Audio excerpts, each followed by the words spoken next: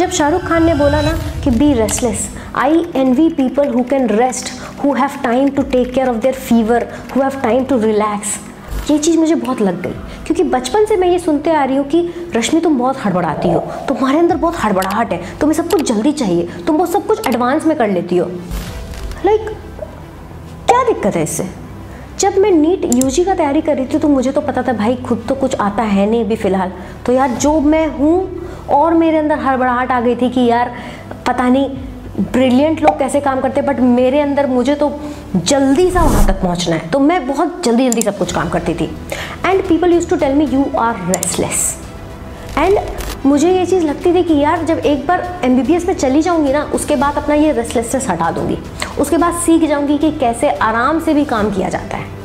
But MBBS में जाने के बाद मैंने इस चीज़ को ट्राई भी किया, लेकिन it was a complete failure. और जब शाहरुख खान की जब ये बात मैंने सुनी, मुझे लगा कि यार जीवन में तो मैं सही कर रही थी, दूसरों का सुनना ही नहीं चाहिए कि तुम बहुत हड़बड़ा रहे हो, तुम बहुत स्लो काम कर रहे हो, तुम ऐसे करो, तुम वैसे करो, तुम ऐसा करो, तुम्हारा अच्छा हो जाएगा। रहने दो, तुम्हारे अलावा तुम्हारे बारे में कोई नहीं जानता है, और कोई भी नहीं अच्छे से बता सकता है कि तुम क्या सबसे बेस्ट कर सकते हो। जब मैं तैयारी कर रही थी मैंने किसी का नहीं सुना, इवन मैंने खुद का भी नहीं सुना। मुझे मन करता था कि मैं भी थोड़ा कम टेंशन लूँ, थोड़ा कम सोचूं, थोड़ा कम एम्बिशियस रहूँ, भागलपुर में ही रह जाऊँ, एग्रीकल्चर ही कर लूँ जी। यार अभी हो सकता है बहुत ज़्यादा सेटल्ड होती, लेकिन जो लाइफ अभी जो मैं जी रही हूँ ना, वो लाइफ नहीं होती शायद, टू बी ऑनेस्ट। ठीक है, आज जो कॉन्फिडेंस है ना मेरे लाइफ में, वो नहीं होता। So I totally agree with Shahrukh Khan's motto, be restless. आप सिर्फ ये एक चीज़ मैं आपको बोलती हूँ, आप 1 घंटा मुझे दो हर दिन for your 2 months of your preparation, और या फिर आप जितना भी आपका टाइम बचा हुआ है ना, आप सिर्फ 1 घंटा दो मुझे हर रोज़, और आपको दिखेगा कि आप कैसे अपने 40 साल का लाइफ बदल दोगे। आपको दिखेगा कि आपका प्रिपरेशन कैसे बिल्डिंग ब्लॉक्स की तरह ऊपर बढ़ रहा है। इस वीडियो को आगे बढ़ाएंगे उससे पहले आप जैसे जुनूनी बच्चों के लिए एक बहुत ही इंपॉर्टेंट अनाउंसमेंट है कि जिस तरह से लास्ट ईयर आपने मेरा व्लॉग देखा होगा कि मैं अनअकैडमी आरंभ इवेंट में गई थी, उसी तरह से इस बार भी हो रहा है, but this time I don't have time to go. But आप घर बैठे ही उस इवेंट का मज़ा ले सकते हैं। तो इसीलिए बता रही हूँ, बस इसलिए नहीं कि आप फन करो, आप डिस्ट्रैक्ट हो, मैं इसीलिए बता रही हूँ क्योंकि इसमें आपको मौका है कि आप 10 लाख से भी ऊपर का अवार्ड जीत सकते हो ड्यूरिंग द फेस्टिवल। इस इवेंट में तो बहुत बड़े बड़े सेलिब्रिटीज़ आएंगे ही, जैसे कि लास्ट ईयर आए थे, आएंगे ही, जैसे कि क्रिकेटर बुमराह को आप जानते ही हैं, एंड और भी है, मैं बता दूंगी। बट उससे इम्पॉर्टेंट ये है कि आपके लिए इसमें क्या है, आप अपना समय क्यों दोगे। आप अपना समय इसलिए दोगे क्योंकि आपको इसमें मिलेगा एक लिंक गेम का, जो कि बिल्कुल KBC की तरह है, गेम ऑफ ज्ञान। आपको उसका लिंक डिस्क्रिप्शन में मिल जाएगा, और अगर आप इस लिंक को फॉलो करते हो, जिससे आप वेबसाइट पे चल जाओगे, नंबर डालो, रजिस्टर कर दो, तो आपको ये सारे अवार्ड्स मिलने के बहुत ज़्यादा चांसेस है। क्योंकि लास्ट ईयर मुझे याद है एक बच्ची को थार तक मिली थी, तो और जितने भी बच्चे अटेंड किए थे उस फेस्टिवल को, सबके चेयर के नीचे टैबलेट रखा था। टैबलेट खाने वाला नहीं, यूज करने वाला। This is opportunity for you. Unacademy YouTube channel पर आप जाइए, नीट, IIT या JEE, उस पर सब्सक्राइब करिए और नोटिफाई पे क्लिक कर दीजिए। इंपॉर्टेंट 1 मार्च 7 PM नोटिफाई पे क्लिक कर दो, ताकि गलती से भी ना भूलो, फोन आपको याद दिला दे। You have nothing to lose here, right? Just try yourself, be the most restless person in that link. उस चैट बॉक्स में सबसे रेस्टलेस खुद बन के दिखाओ, ठीक है?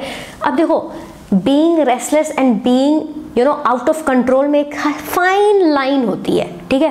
अब उस फाइन लाइन को हम कभी कभी क्रॉस कर जाते हैं, जैसे मैं भी कभी क्रॉस कर जाती हूँ, लेकिन वहीं पे खुद को हल्का सा कंट्रोल करना होता है, हल्का सा क्लच लेना होता है कि बस ठीक है, फील हो जाती है वो चीज़।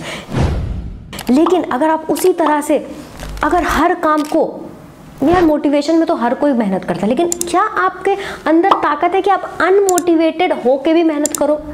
मेरे साथ क्या हुआ था ना, एम्स के एग्जाम में 20 दिन बची थी, ठीक है? जब मैं एम्स देने जा रही थी, 20 दिन बचा था मेरे एग्जाम में, और मुझे हो गया इन्फेक्शन, UTI, ठीक है? और मेरे पास समय नहीं था कि मैं डॉक्टर के पास जाऊँ, ना ही पैसे थे मेरे पास उतने, और ना कोई था मुझे कि ले जाए। मेरे लिए एक मिनट इतना कीमती था। I used to have fever, फिर भी मैं उसमें भी पढ़ती थी। मुझे बहुत पेट में दर्द भी होता था, बट किसी तरह आई डोंट नो हाउ अपने आप ही जो होता है ना कि मन की इच्छा से वो ठीक हो गया। जब बाद में जब पता चला तो फिर पता चलता है कि हाँ ठीक है इन्फेक्शन हुआ था, but it was mild, but it use to be very painful.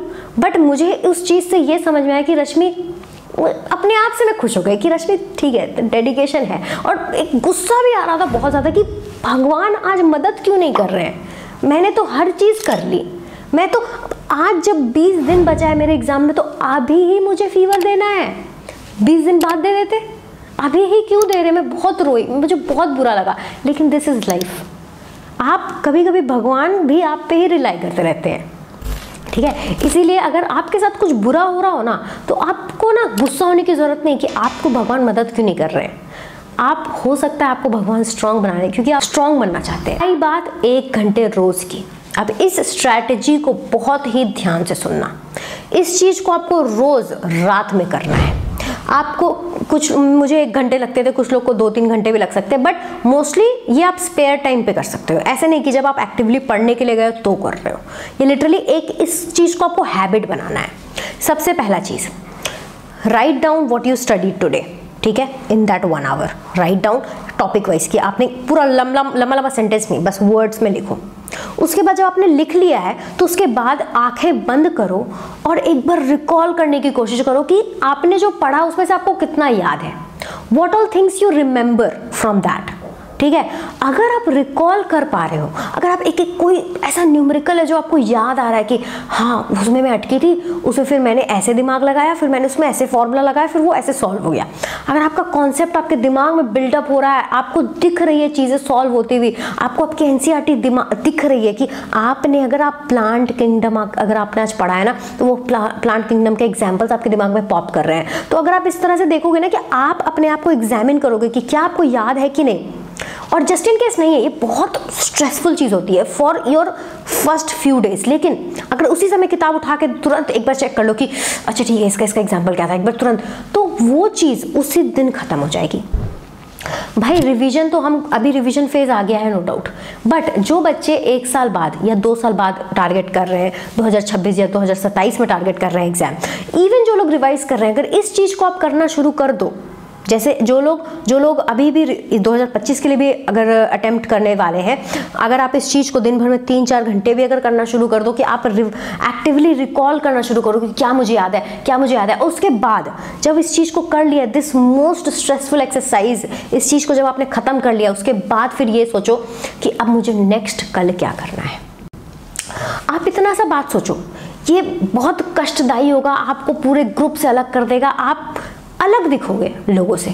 लोग कुछ कर रहे होंगे, आप कुछ कर रहे होंगे, आप अलग फील कर रहे होंगे। अगर आप 10 लोग के साथ रहते हो एक पीजी में और आप सबके जैसा हो, ठीक है, तो हो सकता है कि आप सही नहीं हो सकता है कि आप टॉप नहीं कर रहे हो। अगर आप थोड़ा सा अलग हो, अपने आप में कंफर्टेबल हो, तो इतना ज़रूर है कि आप कुछ बहुत सॉलिड कर रहे हो और कुछ एक्सेप्शनल कर रहे हो और आपका सिलेक्शन ज़रूर होने वाला है इस साल। ध्यान रखना, ये सब चीज़ें जो आप 1 साल या 2 साल अभी करोगे या 2 महीना करोगे, ये आपका entire 40 years of life define करने वाला है।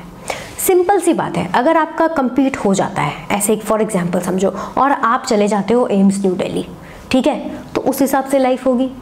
अगर आपका नहीं होता है और आप वेटनरी लेते हो तो उस हिसाब से आपकी लाइफ होगी। तो अगर आपका नहीं होता, आप छोड़ देते हो और आप आईआईटी की तरफ चल जाते हो, आप इंजीनियरिंग कर लेते हो, उस हिसाब से लाइफ होगी। बीएससी कर लेते हो, उस हिसाब से लाइफ होगी।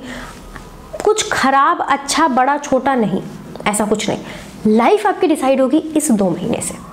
तो इस 1 घंटे या 2 घंटे में आपको एक और चीज़ करना है, जिसको मैं मैनिफेस्टेशन करती हूँ, जिसको मैं विजुअलाइजेशन के बारे में बोलती हूँ। Always try to close your eyes after your active recalling and say कि you are in your dream college and you are gonna get it, ठीक है। हमेशा इस चीज़ को रिपीट करो, विजुअलाइज करो, and there should be a smile on your face when you visualize this.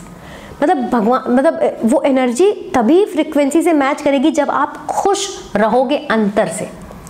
चाहे एक लाइफ में कितना भी प्रॉब्लम हो जाए यार, चाहे कितना भी प्रॉब्लम आ जाए प्रिपरेशन में, इस चीज़ का कॉन्फिडेंस रखो कि आपका सिलेक्शन ज़रूर होगा।